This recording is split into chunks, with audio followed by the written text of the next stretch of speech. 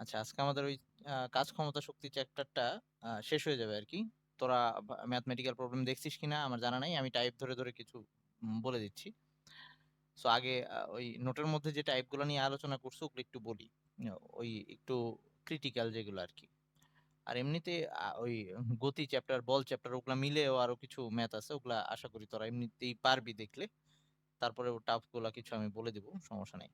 তো আমরা আগের দিন কুয়ার রিলেটেড কিছু ম্যাথ দেখছিলাম। কুয়ার রিলেটেড ম্যাথ গুলা খুব বেশি কমন। আগেই বলছি যে মোটামুটি আহ, ওই হয় এইচএসসি তে অথবা তোদের অ্যাডমিশন পরীক্ষায় পাবি এক সময় না এক সময়।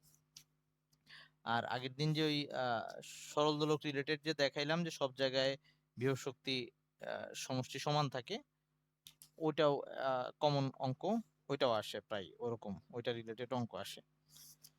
আচ্ছা, তো আমি আরো কিছু ম্যাথ দেখাচ্ছি। ধর এরকম টাইপ 2,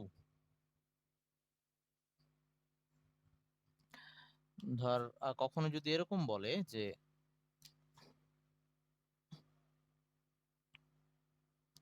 এরকম একটা ব্লক, বা সেটা একটা ইট হইতে পারে বা এরকম কিছু একটা, যা হোক, যেটার ধর দৈর্ঘ্য বলে দেওয়া আছে এল দৈর্ঘ্যের একটা ব্লক। এখন বললো এরকম 4-5টা ব্লক একটার উপরে আরেকটা উঠাবো, মানে আমরা ওই ইট একটার উপরে একটা যদি রাখি, তাহলে সেক্ষেত্রে আমার কাজটা কত হবে, কৃত কাজের পরিমাণ কত হবে। এই ক্ষেত্রে আমাদেরকে যদি এভাবে বের করতে বলে, সো আমরা ধর প্রথম ব্লকটা যখন মাটির উপর রাখবো, সেক্ষেত্রে আমাদের কোনো কাজ করা লাগতেছে না, কারণ ভূমির টাচেই সে আছে। ওকে, তাইলে এই ক্ষেত্রে যদি বলে একাধিক ব্লক একটার উপর আরেকটা রাখবো, মানে এইটার উপরে আরেকটা রাখবো, পরে আরেকটা ব্লক রাখবো এই একই দৈর্ঘ্যের, তারপরে আরেকটা রাখবো, এইভাবে পরপর আমাদের কয়েকটা ব্লক রাখতে বললে তখন মোট কাজ কত হবে সেটা বের করতে বলে, প্রায় অ্যাডমিশন টেস্টেও আসে।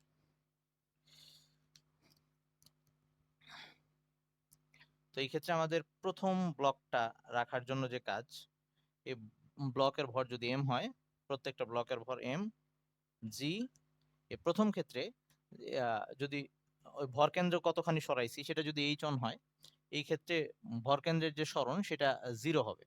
প্রথম ক্ষেত্রে এইচ অন যেটা ভর কেন্দ্রের সরণ সেটা 0 হবে। সো প্রথম ব্লকের জন্য কৃত কাজটা 0 হবে। সেকেন্ড ব্লকের জন্য এম জি, এই যে এইচ টু যেটা, এই এইচ টুটা হবে আমাদের ওই যে আগের দিন বলছিলাম যে ভরকেন্দ্র কতটুকু সরাইছি, তো সেই ক্ষেত্রে আমাদের ভরকেন্দ্রের দূরত্বটা মাপতে হবে এবার এই যে আগেরটার রেফারেন্স পয়েন্ট, এই সরি আগেরটার ভরকেন্দ্র থেকে। কারণ এই ব্লকটার জন্য আমার কৃতকাজ 0 হয়েছে, এই ব্লকটা এখন ভূমির সাথে টাচ অবস্থায় আছে, সো এই টোটালটাই এখন রেফারেন্স পয়েন্ট, আই মিন এটার সেন্টার থেকে আমার বাকিগুলোর দূরত্ব মাপতে হবে। সো দ্বিতীয় ব্লকটার জন্য যখন কৃতকাজ মাপবো, ভূমি থেকে মাপবো না, কারণ আমার এই পর্যন্ত কিন্তু কৃতকাজ 0ই ছিল। এই যে যখন ভরকেন্দ্র এখানে, এই পর্যন্ত আমার কোনো কাজই করা লাগে নাই। তাইলে আমার পরেরটার যখন কাজ হিসাব করা লাগবে, এইটা থেকে আমার হিসাব করা লাগবে, এইটা হয়ে যাবে রেফারেন্স পয়েন্টটা। সো পরের বার যখন আমরা উচ্চতা H2 নির্ণয় করতে যাব, সো H2 হবে এইটুক। ওকে, H2 হবে এই রেফারেন্স পয়েন্ট থেকে। তাইলে H2 এর মানটা এবার L এর সমান, এই যে এটা যদি দৈর্ঘ্য হয় L, তাহলে এইটুকু L এর সমান।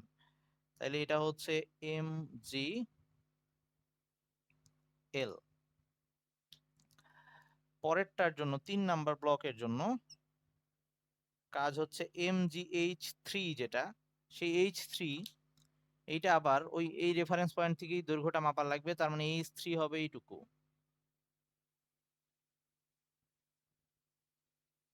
হ্যাঁ ভাই,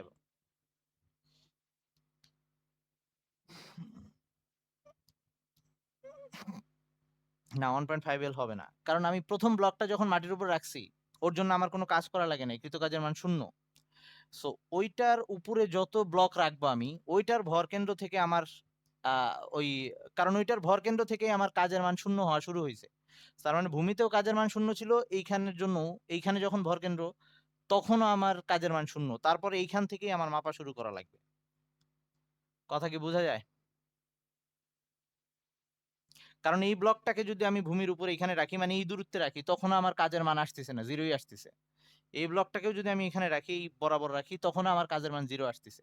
তার মানে এবার রেফারেন্স পয়েন্টটা শিফট করে ভূমি থেকে না হয়ে এইখান থেকে হবে, এটার উপরে উঠাইলে তারপর থেকে আমার কাজের মান আসা শুরু করবে। গুগল কি? আচ্ছা, ওকে। আচ্ছা, তাহলে এবার এই H3 এটার মান হবে টয়েজ এল, এই যে এইটুকু এল, কারণ এই যে দৈর্ঘ্যটা এল বলা হয়েছে, তাহলে এইটুকু এল, ওইটুকু হচ্ছে আরেকটা, তার এটা আসবে হচ্ছে mg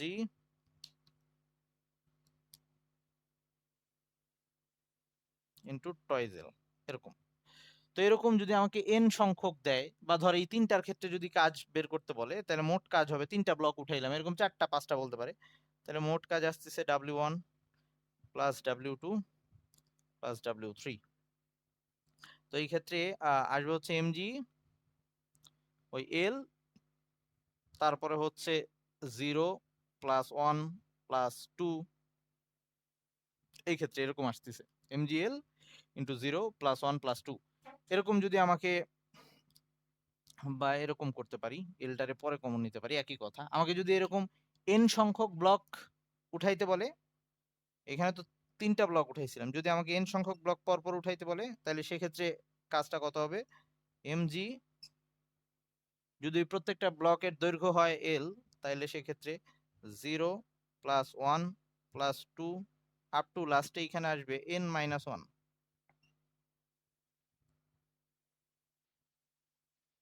ইন্টু এল। ওকে, এটা দিয়ে আমরা সরাসরি করে ফেলতে পারবো, অ্যাডমিশনে খুব বেশি আসে।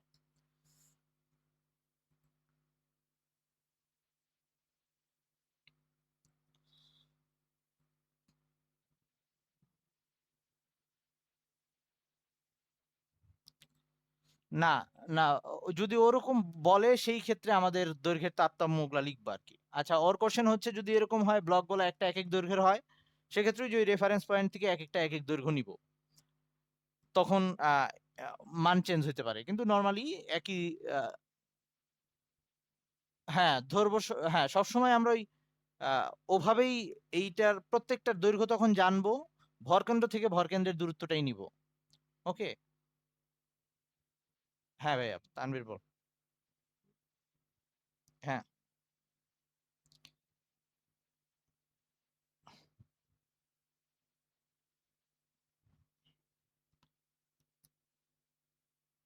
ওই তো মানে হচ্ছে আচ্ছা, সরি সরি সরি সরি, মানে যদি এন সংখ্যক ব্লক তুলি, আচ্ছা, ওর কথা হচ্ছে যে ভাইয়া এখানে আপনি 1 2 3 দিয়ে তো প্রতিটা ইয়া বুঝাচ্ছেন, আলাদা আলাদা বুঝাচ্ছেন, মানে এখানে মোট কাজ বুঝাচ্ছি, যদি এন সংখ্যক ব্লক থাকে তখন মোট কাজ হবে এরকম। আহ, তানভীর, এবার বুঝছিস বোধহয় নাকি? আচ্ছা, আচ্ছা, মানে আমি ওই WN দিয়ে আসলে মোট কাজই বুঝাই ফেলছিলাম। আচ্ছা, যা হোক, সমস্যা নাই, যদি এন সংখ্যক ব্লকের জন্য হয় এরকম হবে। ওকে, গেল, এটাও একটা বোর্ডে আসছে, এটা আসছে বোধ হয়, অবশ্যই এখানে দেখছি না, কোনো একটা বোর্ডে বোধহয় আসছে আগে, বা এমনিতে উদাহরণে অঙ্কটা আছে। আচ্ছা, আমি আর একটা বলতেছি, আরেকটা হচ্ছে যে ধর, এটাও খুব কমন অঙ্ক, যে যদি হেলানো তলের ক্ষেত্রে হয়, বা ঢালু, ওই ফ্লাইওভারের ঢাল বেয়ে ধর একটা গাড়ি নেমে আসতেছে বা এরকম কিছু, বা যে কোনো একটা হেলানো তলে যদি বস্তুর গতির ক্ষেত্রে হয়, সেই ক্ষেত্রে কাজ টাজ বের করতে বলতে পারে, সেইটার জন্য বলের চ্যাপ্টারে আমরা একটু আইডিয়া পেয়ে গেছি, আবার একটু মনে করাই দিই।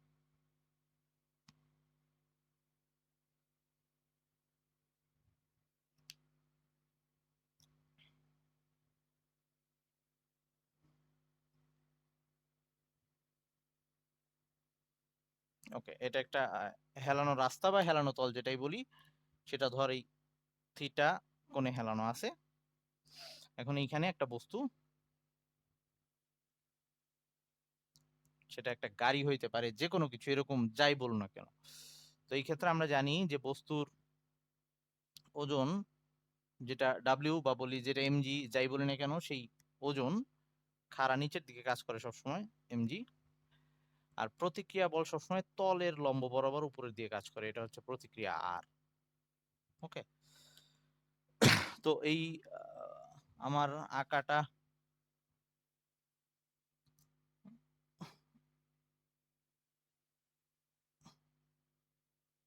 বুঝে নিস তোরা। আচ্ছা এখন আসি, এই ওজনটাকে আমরা আবার ওই দুইটা উপাংশে ভাগ করে ফেলতে পারি। একটা উপাংশ যেটা এই যদি আমি এটাকে আয়তক্ষেত্র আঁকি আর কি, এগুলো আমরা এই বল চ্যাপ্টারটায় দেখে আসছি, এখন আশা করি না বুঝার কিছু নেই। এরকম দুইটা উপাংশ হয়ে যায়, আর এই কোণটা থিটা হইলে এটাকেও থিটা বলা যায়, এটাও আমরা ওই বল চ্যাপ্টারে দেখে আসছি। তো তাতে এটা হয়ে যায় এমজি কস থিটা, আর এটা হয়ে যায় এমজি সাইন থিটা। ওকে, আচ্ছা এখন এই বস্তুটাকে ধর আমি উপরের দিকে তুলতে চাচ্ছি। আচ্ছা কয়েকভাবে বলা যায়, আমি আসতেছি আস্তে আস্তে যে কত ভাবে কোশ্চেনটা করতে পারে। একটা হচ্ছে এখন তো বস্তুটার ওই যদি আমি এর উপরে বল প্রয়োগ নাও করি, এই তলে হেলানোর কারণে এই ওজনের কারণে এমনিতেই সে নিচে পড়বে। ওকে, তাইলে এখন যদি এই অবস্থায় বস্তুটা নিচের দিকে পড়ে যাইতে যাচ্ছে, বা ধর একটা একটা গাড়ি এই হেলানো তলবে উপরে উঠবে, এরকম হইতে পারে, বা নেমে আসতেছে, দুই ক্ষেত্রেই বলতে পারে, আমি দুইটাই বলতেছি। ধর এখন উপরে উঠবে, তো আমি যদি ধ্রুব বেগে উঠাইতে চাই, ধ্রুব বেগ বলতে এর ত্বরণ হবে না। তো ত্বরণ যদি না হয় তাইলে সেই ক্ষেত্রে ঠিক এই ওজনের সমান পরিমাণ যদি বল দেই, ওজনের সমান বল দিয়ে যদি উপরে উঠাই, তাইলে বস্তুটা সমবেগে উপরে উঠবে, কোনো রকম ত্বরণ হবে না। আই মিন এই ঠিক এই সমান পরিমাণ বল যদি দিই, ওই একটা বস্তুকে যেমন আমরা এর ওজনের সমান বল দিয়ে যখন উপরে উঠাই তখন ওটা ধ্রুব বেগে উপরে উঠতেছে, আর ওর চেয়ে বেশি দিলে তখন বস্তুটার ত্বরণ হবে। তাইলে আমাকে যদি বলে যে এই বস্তুটাকে ধ্রুব বেগে উপরের দিকে তুলবো, এই হেলানো তলবে, ও তো নর্মালি এই ওজনের কারণে নিচের দিকে চলে আসতো। সো আমার যদি এটাকে ধ্রুব বেগে উপরের দিকে তুলতে চাই, তখন এখানে যে আমার প্রযুক্ত বলটা, উপরের দিকে বল দেওয়া লাগবে, প্রযুক্ত বল, ধর এটা এফ, এই বলটা হওয়া লাগবে এটা সমান, তাইলে তখন ধ্রুব বেগে উঠবে এটা। ওকে, তাইলে সেই ক্ষেত্রে আমাকে যদি বলে যে ধ্রুব বেগে গতিশীল করতে বস্তুটিকে, বস্তুটিকে ধ্রুব বেগে উপরের দিকে গতিশীল করব, ধ্রুব বেগে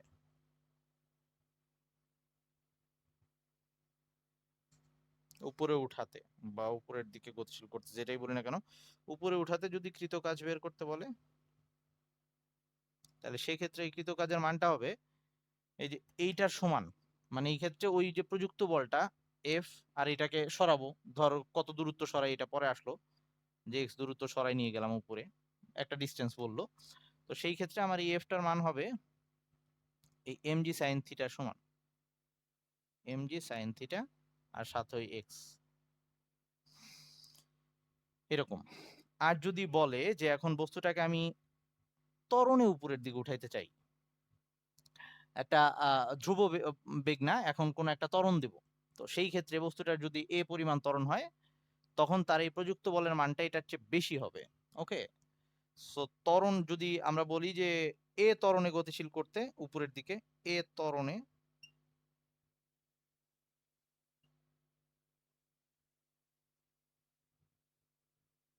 আচ্ছা এভাবে বলতেছি, এ ত্বরণে ওঠানোর ক্ষেত্রে, আগে এটা বলি,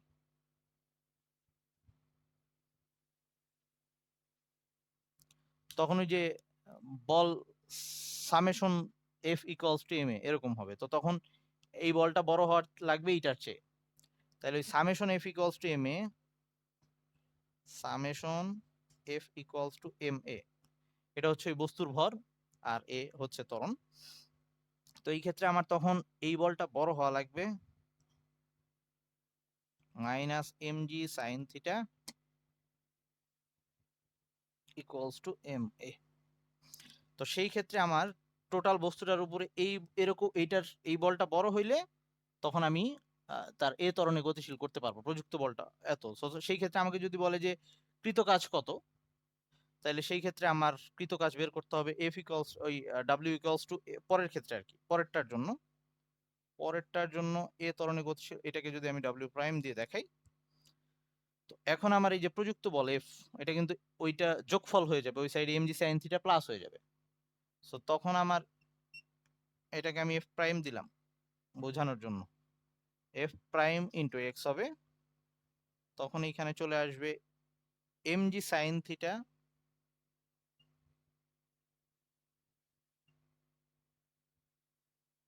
plus M A into X. Okay, মানে ওইটাকে ওই পাশে পাঠাই দিছি। তখন আমার প্রযুক্ত বলের মানটার সাথে ওই যে আবার ইয়া চলে আসবে, ওই এমজি সাইন থিটার প্লাস হয়ে যাবে। সো এরকম নানাভাবে অঙ্কটাকে বলতে পারে। তো যদি বলে ধ্রুব বেগে উঠানোর ক্ষেত্রে, তাহলে শুধু ওজনের সমান বল দিয়ে উঠাবো, আই মিন যেটুকু ওজনের যে অংশটুকু এইদিকে কাজ করতেছে সেটা সমান। আর যদি আমার ত্বরণ ত্বরণ দরকার হয়, বস্তুটার ত্বরণ হবে এরকম দরকার হয়, তাইলে এই কেস দাঁড়াবে, মানে এফ প্রাইম বলটা দিব, এবং যেটা ওই M A plus M G sine theta ওই অংশটা যোগ হয়ে যাবে, তারপরে কাজটা বের করা লাগবে।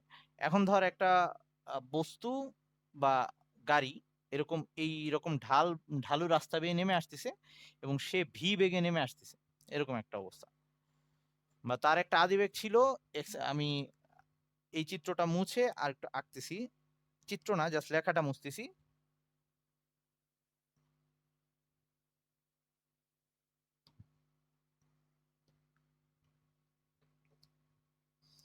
মাথা গরম হয়ে গেলে বলিস।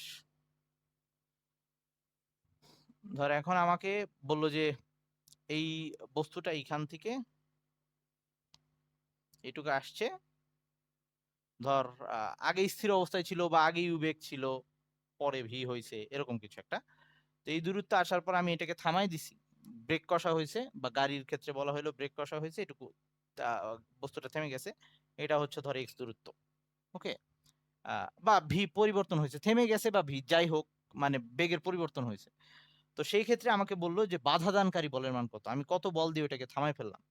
সো ওই ক্ষেত্রে যদি বাধাদানকারী বল বের করতে বলে, তাহলে বাধাদানকারী বলটা যদি আমরা বের করতে চাই, বা বললো যে ওই এই ক্ষেত্রে কৃত কাজ কত, কতখানি কাজ করছি, তো এইখানে আমি ব্রেক প্রয়োগ করে বা বাধাদানকারী বল দিয়ে যে পরিমাণ কাজ করছি, তার মানে আহ এই থামাতে কৃত কাজ, এটা লিখি, থামাতে কৃত কাজ, এটা দিয়ে আমার দুইটা জিনিসকে আহ থামাই দিতে হয়েছে। একটা হচ্ছে যে তার গতির কারণে যে সে যে কাজ, মানে আমার যে থামানোর জন্য যে কাজটা দরকার হয়েছে সেটা হবে ওই গতির কারণে সে যতটুকু কাজ করছে, এই ইউ থেকে ভি হইতে তার যতটুকু কাজ হয়েছে সেইটা। তাইলে আমরা এরকম বলতে পারি যে ওই শেষ গতিশক্তি বা গতিশক্তির পরিবর্তন, এটুকু লিখি, গতিশক্তির পরিবর্তন, কারণ কৃতকাজ ইকুয়ালস টু গতিশক্তির পরিবর্তন ছিল, এরকম আমরা পড়ে আসছিলাম। ওকে, গতিশক্তির পরিবর্তন এইটা, সরি, প্লাস আরেকটা জিনিস কিন্তু হয়েছে, একটা হচ্ছে গতির কারণেও তার মধ্যে এখানে শক্তি আসছিল, সেটাকেও আমার থামাইতে হয়েছে। আরেকটা হচ্ছে এই যে এই বল দ্বারাও একটা কৃত কাজ আছে, মানে ওই এমজি সাইন থিটার জন্য যেটুকু কাজ সে করে আসছে। ওকে, বা বলতে পারি যে ওজনের কারণে সে যেটুকু, অথবা বলতে পারি বিভব শক্তি আকারে ওইটাকে বলতে পারি।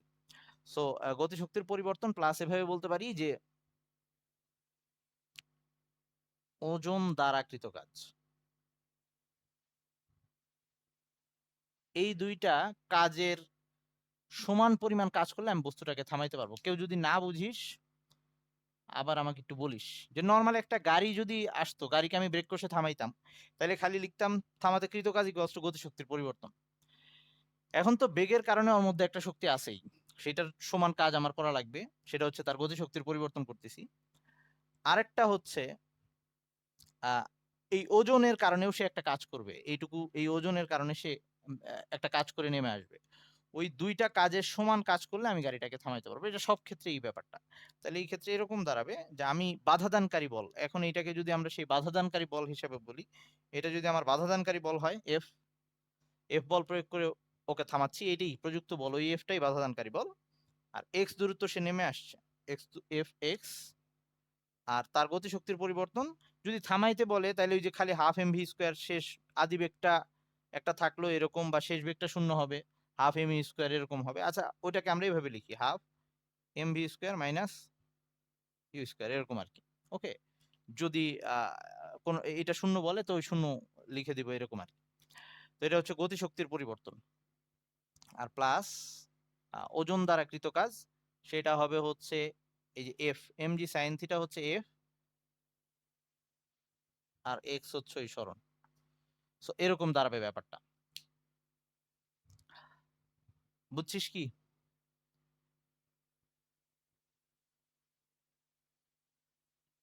আচ্ছা, তো এইরকম বেসিক গুলা ইউজ করে আমরা যে কোনো অঙ্কটাই করতে, যে কোনো টাইপের অঙ্ক করতে পারবো, সমস্যা নাই। এবার আসি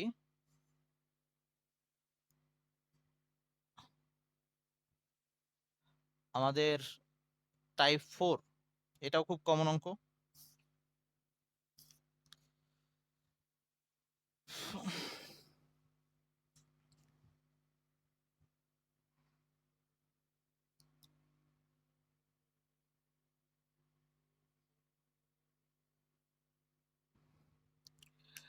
টাইপ 4 এইটার ক্ষেত্রে আমাদের আহ, এরকম বলতে পারে যে একটা এইচ উচ্চতা থেকে একটা বস্তু পড়লো, এটা অনেকভাবে বলে, কখনো স্প্রিং ওইটার সাথে জুড়ে দেয়, এরকম নানাভাবে বলতে পারে। আচ্ছা, এটা হচ্ছে এইচ উচ্চতা, এই উচ্চতা থেকে একটা বস্তু পড়লো আর কি, হ্যাঁ, এটা ধর এম ভরের বস্তু, এটা এসে নিচে, এটা হচ্ছে কাদামাটি বা এরকম নরম মাটি আর কি, বা বালি বলতে পারে। তো এই বস্তুটা যখন মাটিতে এসে পড়লো, পড়ার পর সে মাটির ভেতরে আরো এক্স দূরত্ব প্রবেশ করছে, এক্স দূরত্ব গিয়ে থেমে গেছে। ওকে, সো তখন আমাকে জিজ্ঞেস করা হবে মাটির বাধাদানকারী বলের মানটা কত, এফ। এফ হচ্ছে মাটির বাধাদানকারী বল, এটা জিজ্ঞেস করবে। আবার কাহিনীটা বলতেছি, একটা বস্তু উপর থেকে ছেড়ে দেওয়া হয়েছে, সেটা ধর বালি বা নরম কাদামাটির উপরে পড়ছে, সেটা এই উচ্চতা থেকে পড়ে তারপরে আরো এক্স দূরত্ব প্রবেশ করার পরে থেমে গেছে। সো তখন তাকে মাটি বাধা দিয়ে থামাইছে। তাইলে এইবার টোটাল আমাদের আহ, মানে এই ক্ষেত্রে আমাদের বাধাদানকারী বলের মানটা এফ বের করতে বলতে পারে। আরো অনেক কিছুই বলতে পারে, এভাবে বলতে পারে, কখনো বাধাদানকারী বল দেওয়া থাকলো বলতে পারে যে এক্স বের করতে কতটুকু মাটির ভেতরে প্রবেশ করছে, অথবা কখনো উম, অন্য ডাটা দিয়ে বলতে পারে কত উচ্চতা থেকে বস্তুটা ফেলা হয়েছিল। যেভাবেই বলুক, ওই লজিক আমাদের একটাই, লজিকটা হচ্ছে টোটাল মানে আর কি এখানে থামানোর জন্য যত কাজ, ওখানে ওই বস্তু দ্বারা মোট যা যা কাজ হয়েছে সেগুলা লাগবে। সো এই যে বাধাদানকারী বল দ্বারা কাজ হচ্ছে এফ এক্স, এটুকু হচ্ছে বাধাদানকারী বল দ্বারা কাজ। সো এইটা করে সে আহ, মানে আর কি বস্তুর যে জিনিসটা থামাই দিছে, বস্তু এই যে এই পর্যন্ত যে আসছে, তো এই ক্ষেত্রে বস্তুটা প্রথমে এই এম জি এইচ, এই যে বিভব শক্তির যে শক্তি, মানে টোটাল এই কাজ দিয়ে ওই কাজ, বিভব শক্তিও তো একটা কাজ। সো এইখানে বিভব শক্তির সমান, কারণ এই পুরো বিভব শক্তিটা ইউজ করেই সে এখানে কাজ করছে, প্লাস এই নিচে সে যে এক্স দূরত্ব ভিতরে ঢুকে গেছে কিসের কারণে, তার ওজনের কারণেই ঢুকছে। সো তার কারণ এক্সট্রা তো তার উপরে বল নাই, এমজি দিয়ে সে আরো এক্স দূরত্ব গেছে। তাহলে এখানে টোটাল, বা আমরা সরাসরি এমজি এইচ প্লাস এক্স লিখতে পারতাম, মানে এখানে বস্তুটা যে কাজ করছে এই এমজি এইচ দূরত্ব আসছে মাটির উপরে, সো এইটুকু শক্তি ব্যয় করছে, প্লাস আবার যে নিচে গেছে তখন ওই ওজনটাই তার বল হিসেবে কাজ করছে, এফ ইন্টু এক্স, মানে বস্তুর মোট কাজ সেটা ওই মাটির দ্বারা কাজের সমান হবে, ওই আগেরটার মতোই। সো এই ক্ষেত্রে আমাদের সূত্রটা এরকম দাঁড়াচ্ছে যে এফ সমান সমান লেখা যায় M G H plus X divided by X. আমরা সরাসরি এই সূত্রটা অ্যাপ্লাই করতে পারবো, এবং কমন কোশ্চেন খুব প্রায়ই আসে। আচ্ছা, এরপর আর একটা টাইপ, কেউ না বুঝলে বলি, সবগুলার থিওরিটা মাথায় এটাই রাখবি যে দুই সাইডে যেন মোট কাজ ইকুয়াল হয়। তো কাজগুলা কোন বল দিয়ে করতেছে এগুলো একটু খেয়াল রাখবি আর কি, আস্তে আস্তে বুঝে যাবে, সমস্যা নেই। তো এরকম আরেকটা টাইপ,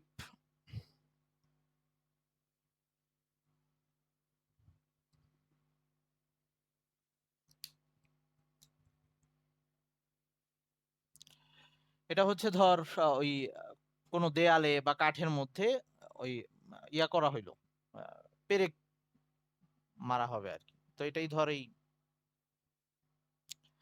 আহ, কাঠ বা সেই দেয়াল। সো এখন এটার মধ্যে যে পেরেকটা ঢুকানো হবে, ধর এটা সেই পেরেকটা, এখন পেরেকটার উপরে যে হাতুড়ি দিয়ে বল প্রয়োগ করা হবে, হাতুড়ি দিয়ে এই ক্ষেত্রে দুইটা ব্যাপার বলতে পারে।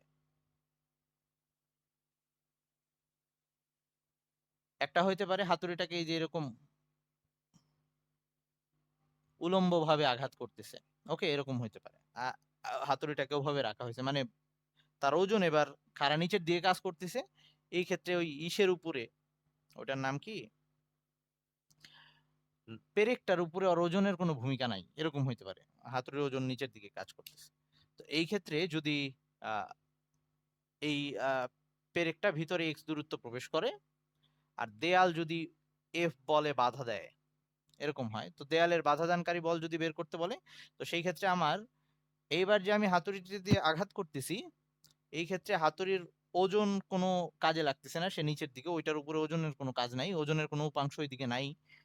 ভি বেগে যে হাতুড়িটাকে আঘাত করছি, ওই হাতুড়ির গতিশক্তিটাই এখানে কাজ করবে। তো এই ক্ষেত্রে আমার ওই বাধাদানকারী বল দ্বারা কৃত কাজ সেটা হবে হাতুড়ির গতিশক্তির সমান, মানে হাফ এম ভি স্কোয়ারের সমান। ওকে, এরকম হবে। সেকেন্ড কেস যদি এরকম বলে যে এবার আমরা এরকম এভাবে এবার অনুভূমিকভাবে রাখা একটা তলের উপরে পেরেক ঢুকাবো বা এরকম কিছু একটা, এই ক্ষেত্রে আমাদের হাতুড়িটা এভাবে কাজ করবে,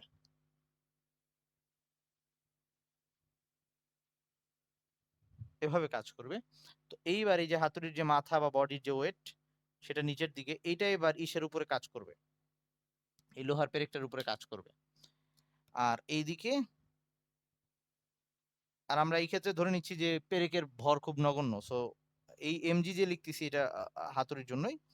সো এই ক্ষেত্রে যদি বাধাদানকারী বল এফ হয় আর এই পেরেকটা যদি এক্স দূরত্ব প্রবেশ করে, তাহলে এই আর হাতুড়িটাকে যদি ভি বেগে আঘাত করা হয়, তাহলে এই ক্ষেত্রে আবার দুইটা ব্যাপার, যে টোটাল বাধাদানকারী বল দ্বারা কৃত কাজ, এটা কিন্তু সেকেন্ড কেসের ক্ষেত্রে এফ ডট এক্স, এটা এবার দুইটা ব্যাপার, এই যে এটার ওজন, এই ওজনের জন্য যেটুকু কাজ হচ্ছে এমজি এক্স, এই ওজন দ্বারা যেটুকু সরে আসছে মানে এমজি এক্স বলবো, প্লাস ওই হাফ এম ভি স্কোয়ার, এই দুইটা ব্যাপারই এখানে কাজ করবে। মনে হয় বুঝে গেছিস, খুব কঠিন কিছু না। ওকে, আর আমাদের সরল দোলকের ক্ষেত্রে টাইম এন্ড হয়ে গেলে আবার জয়েন দিস। আর উদাহরণের ম্যাথ গুলা তোরা একটু দেখিস, যদি কোনোটা না বুঝিস তারপর আমি করাই দিব। একটা অঙ্ক আছে ওই সরল দোলকের ওজন নিয়ে, সরি টান বল নিয়ে, ওজন না আর কি, সরল দোলকের ক্ষেত্রে টান বল, ওটা একটু আমি দেখাই দিই। বাকিগুলো আশা করি তোরা পারবি, একই জিনিস, ওই যে কুয়ার অঙ্কই বেশি। আর যদি কোনোটা দেখিস যে ওই যে কোনোটাই আহামরি অন্য কিছু নাই। আচ্ছা, তো আমরা এবার আরেকটা জিনিস দেখতেছি, যদিও এটা ওই 7 নাম্বার চ্যাপ্টারটাতেও দেখবো, 7 নাম্বার না সরি, আমি বারবার ভুলে 7 বলে ফেলি, 8 নাম্বার চ্যাপ্টার, 8 নাম্বার চ্যাপ্টার ওখানেও দেখবো, এখানে একটু দেখাই দিই। আর বলের চ্যাপ্টারের কিছু ম্যাথ ছিল যেগুলো তখন আমি বলি নাই, ওগুলাও একটু বলে দিই, এগুলা মেইনলি অ্যাডমিশন গুলাতেই আসে। আচ্ছা, আমি ফার্স্টে ওগুলো একটু দেখাই তোদের। ধর, আচ্ছা এগুলাকে আমি কোনো টাইপের মধ্যে ফেলতেছি না, কারণ এগুলা কাজের না ঠিক, বলের চ্যাপ্টারের অঙ্কগুলা। ধর এরকম প্রায় আসে যে, ধর এটা একটা এম1 ভরের বস্তু একটা, এটা এম2 ভরের একটা বস্তু,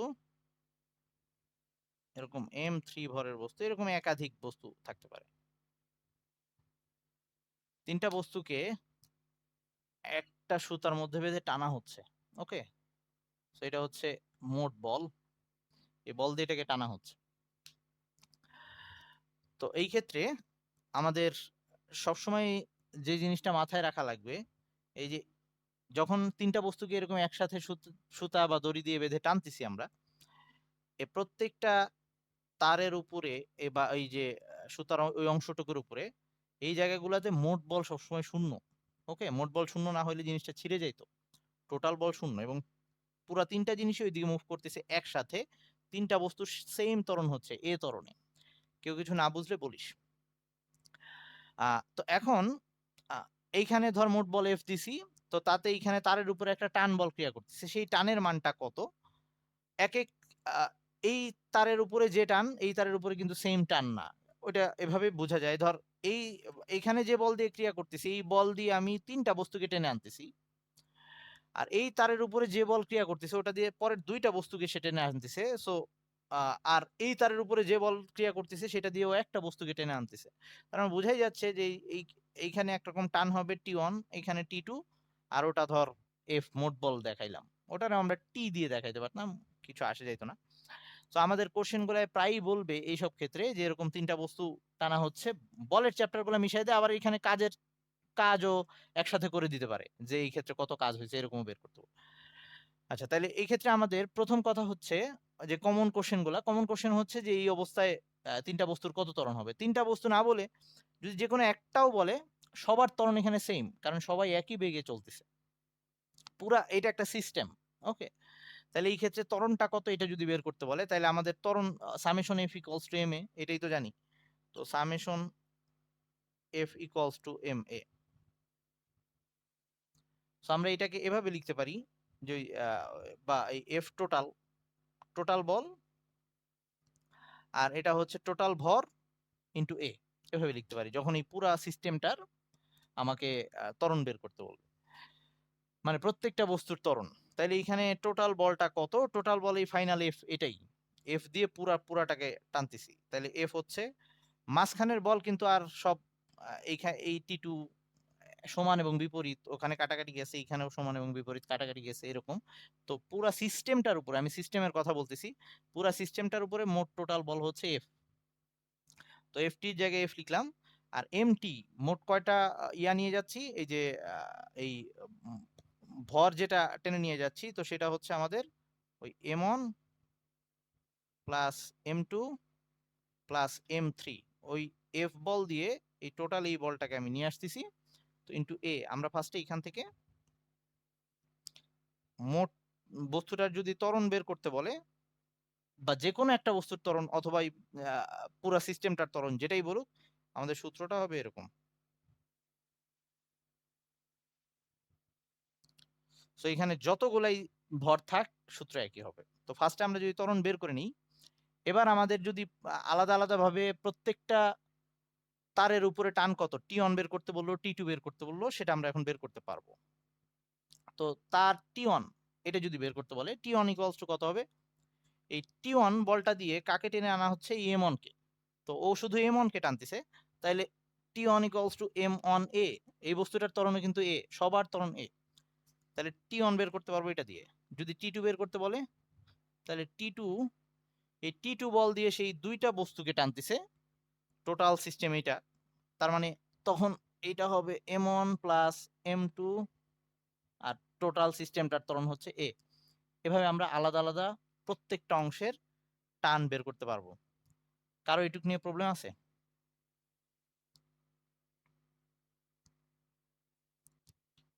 আচ্ছা, তো এখন এইরকম সংযুক্ত এই তারের ক্ষেত্রে আমরা পুলি বা কপি কল যেটা বলি, সেটা নিয়েও বেশ ম্যাথ আসে। ওগুলার কিছু টাইপ দেখাচ্ছি আমি। মানে এগুলা অ্যাডমিশন গুলাতে বেশি আসে, নর্মালি বোর্ডে খুব একটা এগুলা দেয় না। কিন্তু ধর ওই বিভিন্ন যে কোর্স গুলা, পেইড কোর্স গুলা ইচ্ছা করেই এই টাইপের ম্যাথ গুলাকে তারা অ্যাডভার্টাইজমেন্টে বেশি শো করে, যাতে পোলাপান একটু আকৃষ্ট হয় আর কি। তো অ্যাডমিশনেও দেখা যায় যেগুলো অঙ্ক অনেক বেশি পেঁচানো টাইপের, অনেক টাইপের অঙ্ক করায়, কিন্তু আলটিমেটলি এত ভিতরে যাওয়া দরকার পড়ে না, নর্মাল গুলা পারলেই হয় আর কি। আচ্ছা, তবু আমি ওগুলা দেখাই দিচ্ছি। তো এখন আচ্ছা, আমরা আবার একটু জয়েন দিয়ে নিই, আবার একটু জয়েন দেই।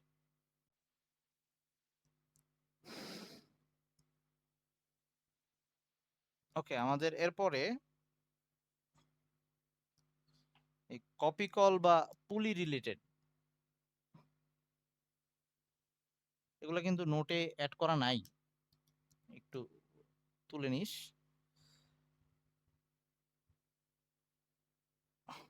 এগুলা ক্ষেত্রেও টান বের করতে বলে, অবশ্য স্থিতিবিদ্যাতে পড়ার কথা, স্থিতিবিদ্যাতে দেয়া তোরা এগুলা পাইতে পারিস ম্যাথে। এই কপি কলের মাধ্যমে ধর সুতা দিয়ে ২টা বস্তুকে ঝুলাই দেওয়া হইলো, একটার ভর হচ্ছে M1, আর একটা হচ্ছে M2।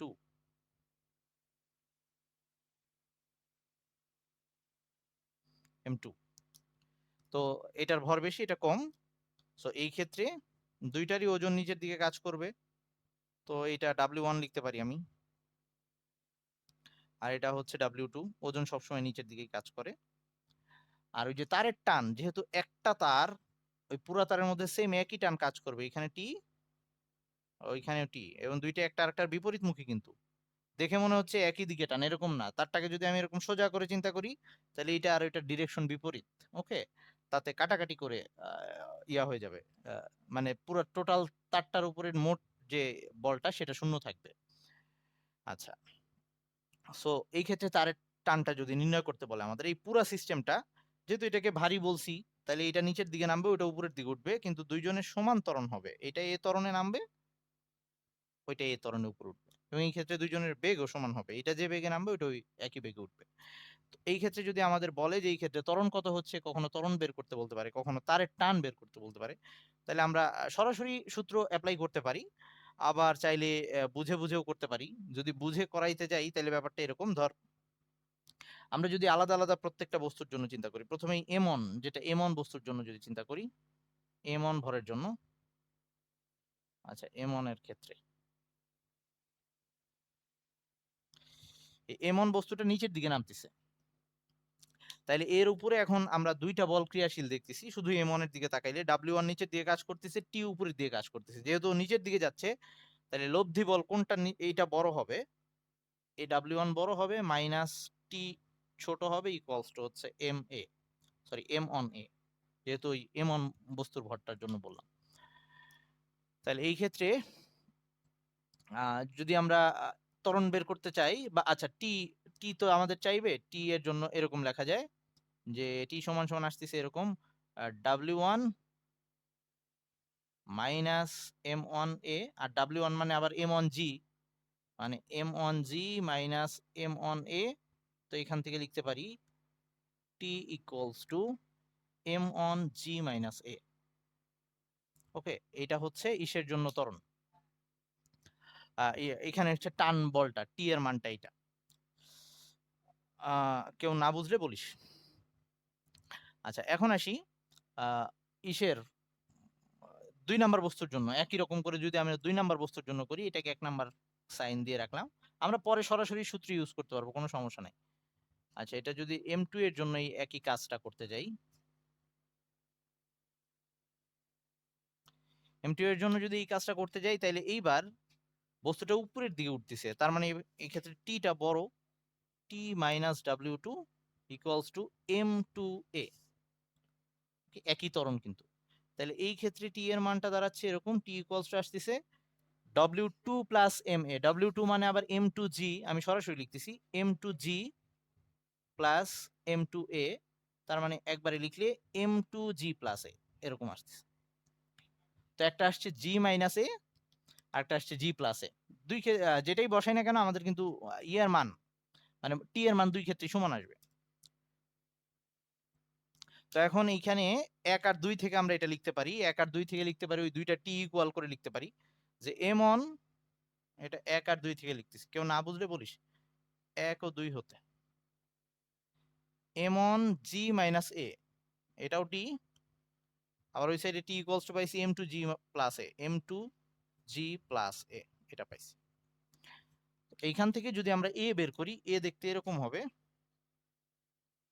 a ইকুয়ালস টু এটা আসবে m1 প্লাস m2, যদি আমরা কমন নিয়ে কাজ করি আর কি, আর উপরে আসবে হচ্ছে m1 মাইনাস m2 ইন্টু জি আর কি, ইন্টু জি, এটা আসবে এর মান। ওকে,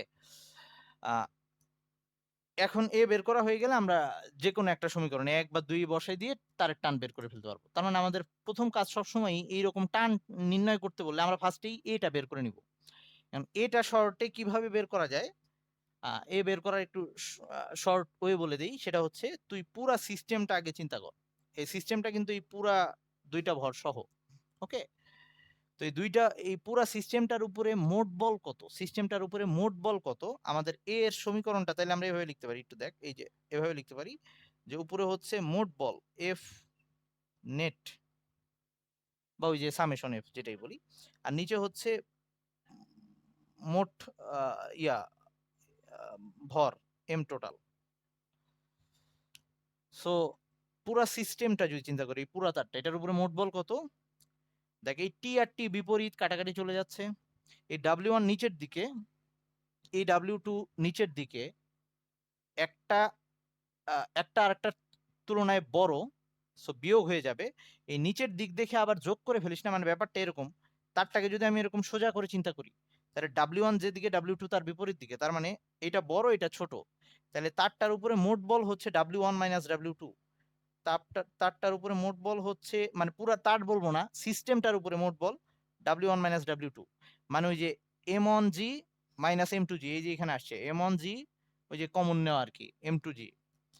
আর নিচে হচ্ছে মোট এই টোটাল ত্বরণটা হচ্ছে এই পুরা সিস্টেমের মধ্যে মোট ভর কয়টা আছে, M1 আছে আর M2 আছে, M1 প্লাস M2। সো এটাকে লিখলে এখানে যদি আমরা M1G মাইনাস M2G বসাই দিই, এই ব্যাপারটা চলে আসবে। ওকে, সো এভাবে আমরা শর্টে ত্বরণ নির্ণয় করে ফেলতে পারবো। আচ্ছা, এরকম পুলির আর একটা দুইটা দেখায় শেষ করতেছি। অ্যাডমিশন গুলাতে কনফিডেন্স বাড়ানোর জন্য এই টাইপের কিছু অঙ্ক টঙ্ক দেখে গেলে তোদের জন্য সুবিধা হবে। আচ্ছা, আরেকটা হচ্ছে, যদি এরকম পুলির অবস্থা হয় যে একটা ইসের উপরে কপি কলটা এরকম একটা টেবিলের কর্নারে রাখা, এবং এই কপি কলটার সাথে যে এই কপি কলটা দিয়ে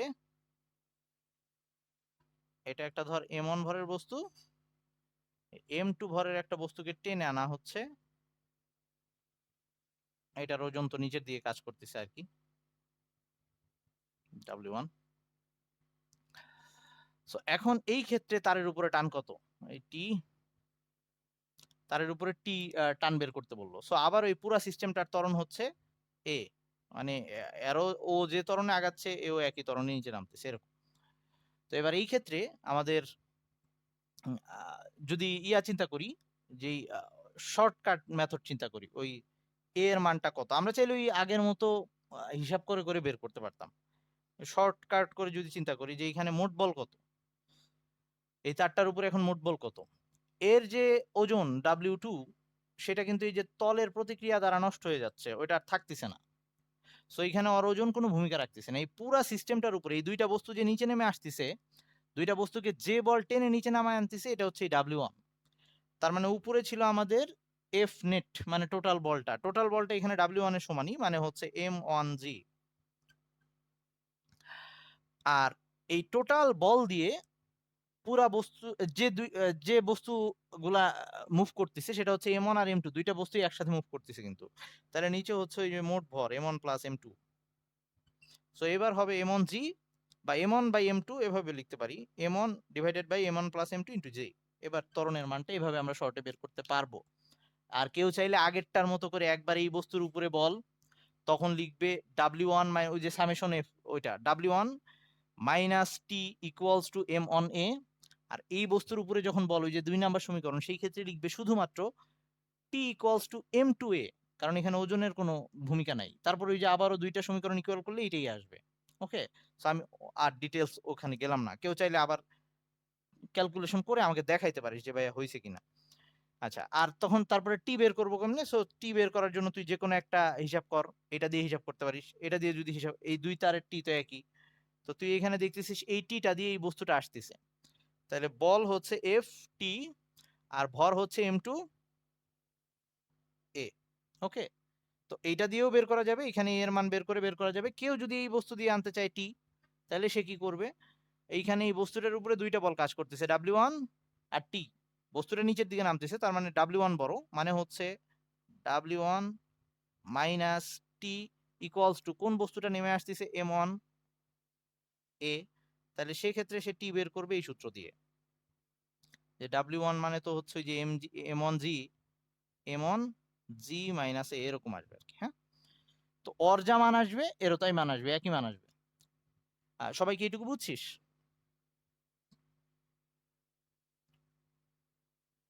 আমি পোলাপান বুঝছিস নাকি? ওকে, বিরক্ত হয়ে গেলে বলিস। আচ্ছা, আরেকটা দেখাচ্ছি।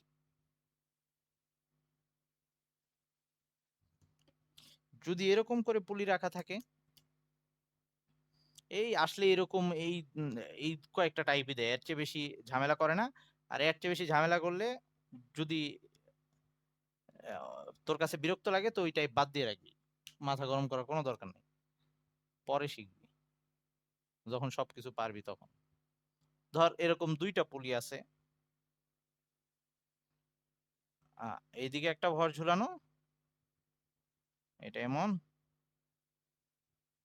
এখানে মাঝখানে আরেকটা বস্তু বাঁধা,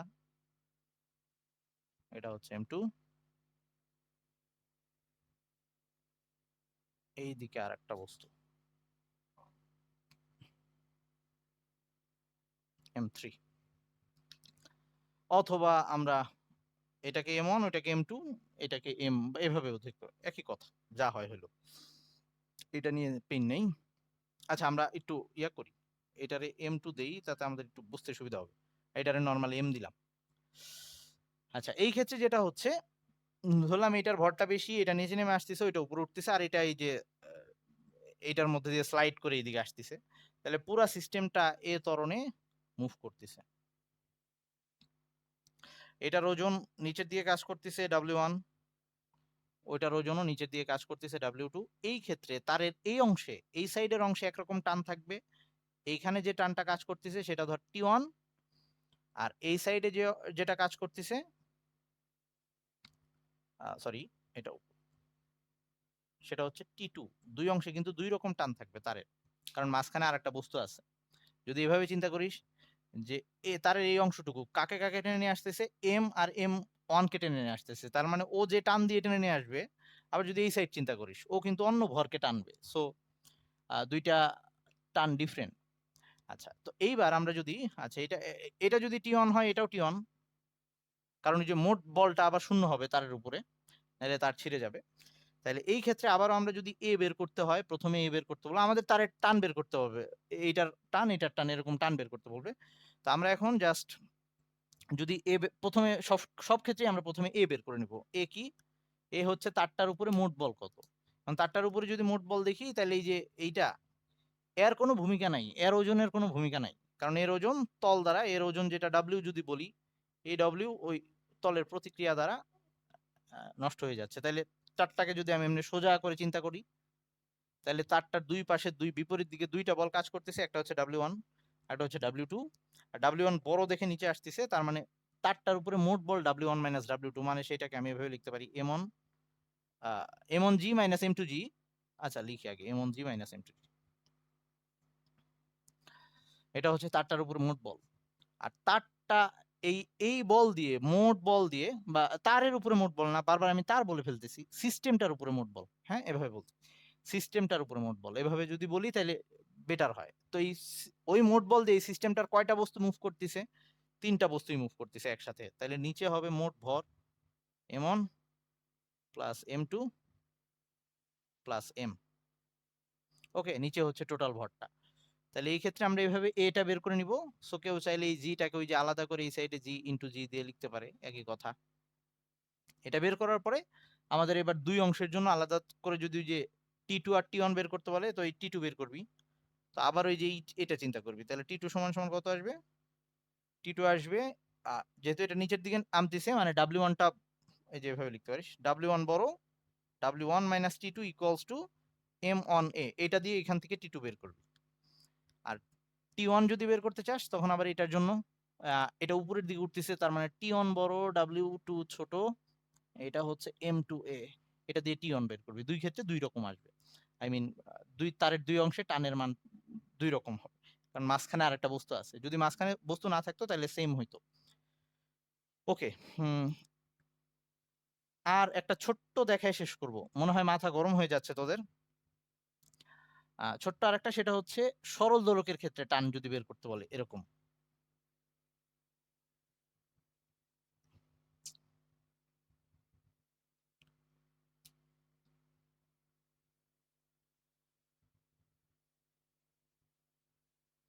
ধর সরল দোলকের ক্ষেত্রে বিভিন্ন অবস্থানে যদি টান আমাদের নির্ণয় করতে বলে, ধর একটা এখন সরল দোলক এই অবস্থায় আছে, এখন তার ববের ভর হচ্ছে এই ববের ভর হচ্ছে m। তো তাই যদি হয়, যেহেতু এটা সাম্যাবস্থায় আছে, তাইলে এই ক্ষেত্রে তার ওজন mg আর এই তারের যে টান t এটা সমান। সো যখন একদম সাম্যাবস্থায় থাকতেছে, তো এ পজিশন যদি বলি, এটাকে যদি এ পজিশন বলি, এ পজিশনের ক্ষেত্রে টান ইকুয়ালস টু জাস্ট mg হবে। এখন যদি এই সরল দোলকের ববটা এরকম একটা কোণ করে এইখানে চলে আসলো, এই পজিশনে চলে আসলো, এটা হচ্ছে বি পজিশন। সো এরকম অন্য যে কোনো পজিশনে এই বি তে যদি আমাকে সুতার উপরে টান কত সেটা নির্ণয় করতে বলে, তাহলে এখানে টান টি ছিল, এটাকে ধর আমি টি অন দিলাম। এই ক্ষেত্রে কিন্তু পুরো এমজি নাই, পুরা ওজন কাজ করতেছে না নিচের দিকে। সো কত ওজন কাজ করতেছে সেটা যদি বের করতে চাই, এটা যদি থিটা হয়, তাহলে এইবার আমাদের ওজন যেটা এমজি খাড়া নিচের দিকে কাজ করার কথা সব সময়, এটা এবার দুইটা উপাংশে ভাগ হয়ে যাবে। উপাংশে ভাগ করি কেমনে আমরা? ওই যে আয়তক্ষেত্র আঁকবো। সো আমি আয়তক্ষেত্র আঁকতেছি।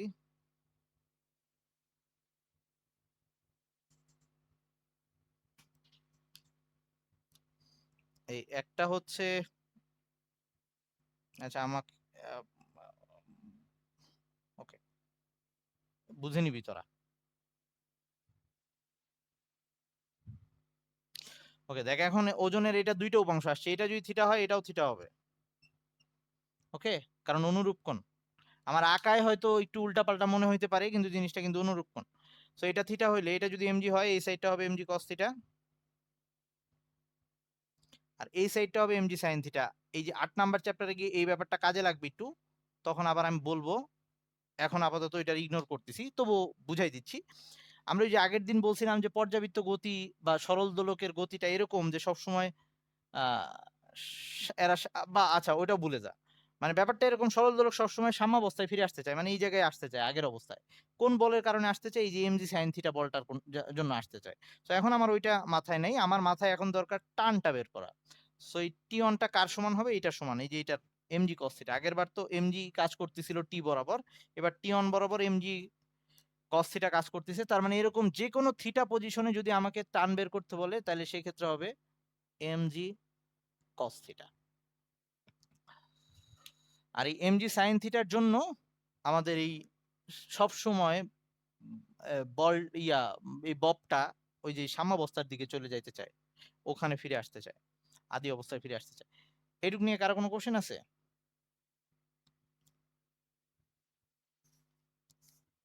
আচ্ছা ঠিক আছে, তাহলে তোরা একটু ম্যাথ গুলা দেখিস। আর খুব বেশি জটিল ম্যাথ এখন যদি বিরক্ত লাগে তো বাদ দিয়ে রাখ, কারণ পর্যাবৃত্ত গতি চ্যাপ্টারটা পড়লে এই বলছি এই চ্যাপ্টার মিক্স করা কোশ্চেন থাকে।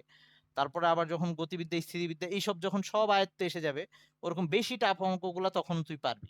আগেই মাথা গরম করে ফেলিস না। আচ্ছা ঠিক আছে, তাইলে ভালো থাকিস, হ্যাঁ? আল্লাহ হাফেজ।